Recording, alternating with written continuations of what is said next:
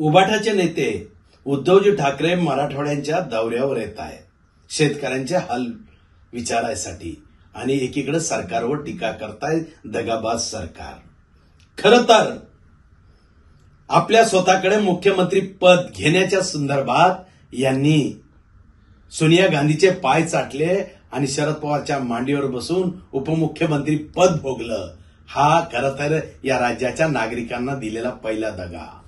दुसरा दगा या महाराष्ट्राचा धगधगता हिंदुत्वाचा विचार उभा करून या महाराष्ट्राला हिंदुत्वाचे विचार देणारे स्वर्गीय माननीय बाळासाहेब ठाकरे आपल्या पिताश्रीच्या हिंदुत्वाच्या विचाराला तिलांजली देऊन तो विचार मातीत गाडण्याचं काम केलं। हा पिताश्रीला दिलेला दुसरा दगा।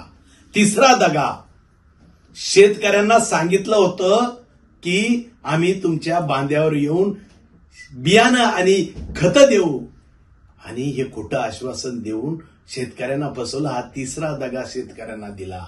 कोरोनाच्या काळात घरात बसून मुख्यमंत्री पद चालवलं आणि मोडद्यांच्या टाळूवरचं लोणी खाण्याचं पाप केलं। हजारो कोटींचा भ्रष्टाचार केला। हा त्या काळात दिलेला नागरिकांना दगा आहे।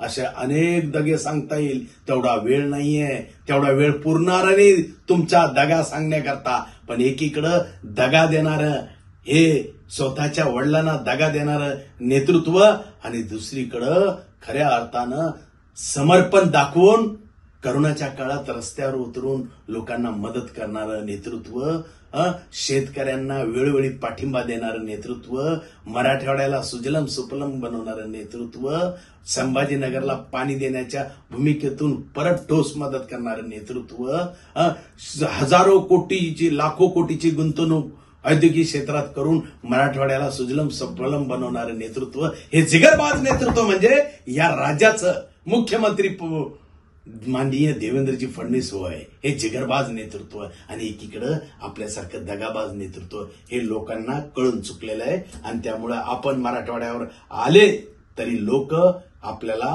मागचा हिशोब विचारतील।